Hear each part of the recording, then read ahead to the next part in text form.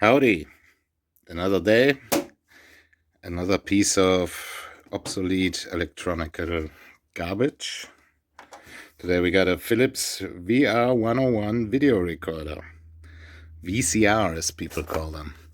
We do have the remote, but apparently it does not accept tapes. It probably did not accept tapes because there's a tape stuck in there. So first thing we're gonna do is we're going to power this thing on and see if it throws out the tape and works perfectly fine. I do, however, have some concerns because when picking this thing up, do you hear that? It's the sound of plastic moving around. Never a good sign. We can't see anything on the display yet. Power is plugged in. Let's hit this button. Okay. So display is working. Let's eject.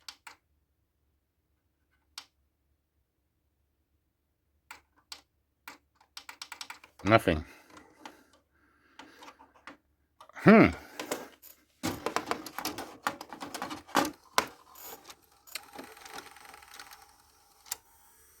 Okay, it's trying to do something. It gave up. If I release the power button, display shuts off.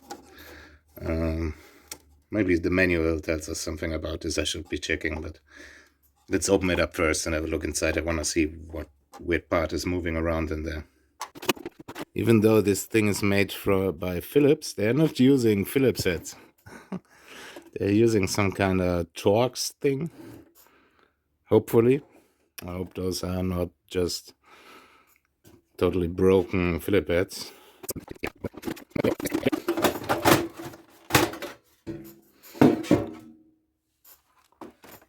Nice.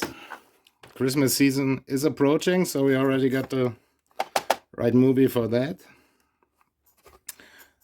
We see the head spinning.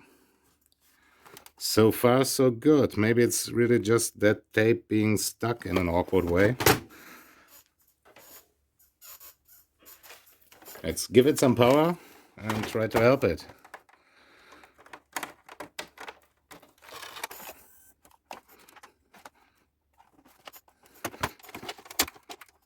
Oh, look. It's working. Come on. Eject. Let's unplug the power a bit. Okay. Look. Ha! There's a wheel that allows us. Okay. You freed up the tape. It's not even crumbled too much. A little bit. I was moving these wheels. They engaged the mechanism. So hopefully this is working now. Looking good. Making sounds. Turn it on. Let's try the tape again.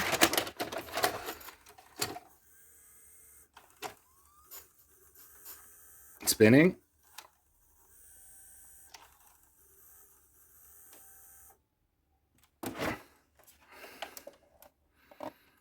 It doesn't want to put the tape around the head. Look, we got plenty of space on the circuit board for more components for a better machine. Of course, this is just two-head mono sound, so could be better. Let's just move the stuff around. Come on, Santa Claus. Show us something.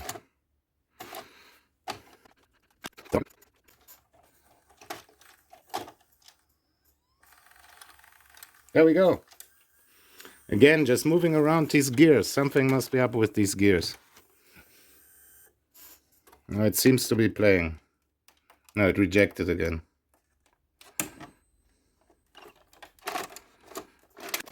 I'm not really sure what I'm doing here, honestly.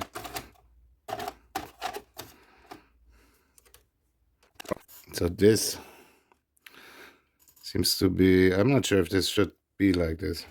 It looks so dirty and weird.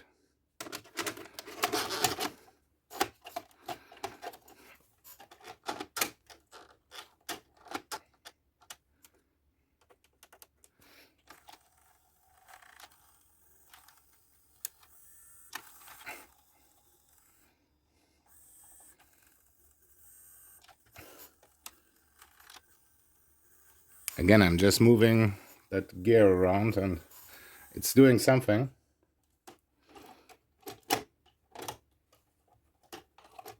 Now the tape is stuck. Ah, nice.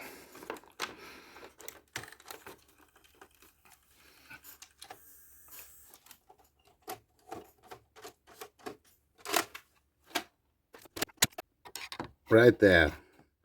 That little thing that's on going back to the motor right there. That's our loading and everything mechanism, and seems to be fairly important, especially that little, that wheel right there. Can you see that little line? Let me zoom in. See that? It's cracked. And that crack causes it to not be able to take enough torque. Like you can see, I can just remove the capstan. It's in there. Oh no, it popped out of position. No matter what, we need a new I don't know, shaft, and they are 25 euros on eBay. Apparently Philips used to sell them until a couple of years ago, and they were like 1, 2, 3 euros. 25 is considerably high, so probably not worth it for a 2-head mono VCR. There's no way of gluing or soldering that wheel back together. That gear, not wheel. The Philips, what are they called? Turbo drive mechanisms. They all have this problem. And now that the spare parts are rare, they're probably not worth their hustle anymore. At least we got a Santa Claus VHS. Sometimes it's a little gamble to get these VCRs. I got another one coming. It's an Akai that allegedly works perfectly fine. So that will actually make up for this. I paid 5 euros for this. I paid 1 euro for the Akai, including a SCART cable, remote, manual, everything. Let me try to get that shaft back in position.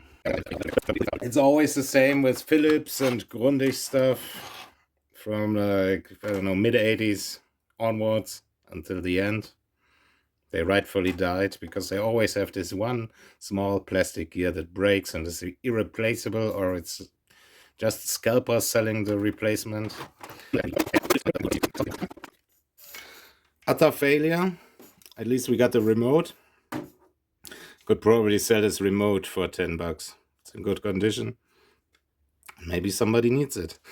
Always gotta check if there's a child lock thing on the remote. There we go.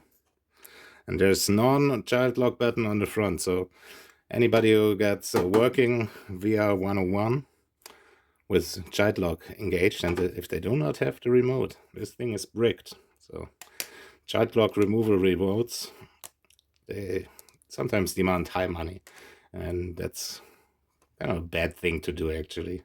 Total scalper move. I will see you guys in the next one. Make sure to like, subscribe. Let me know in the comments what I should be doing with this. Maybe we can, I don't know, destroy it or just take it apart in its entirety. Or maybe whatever else could be done with such a VCR.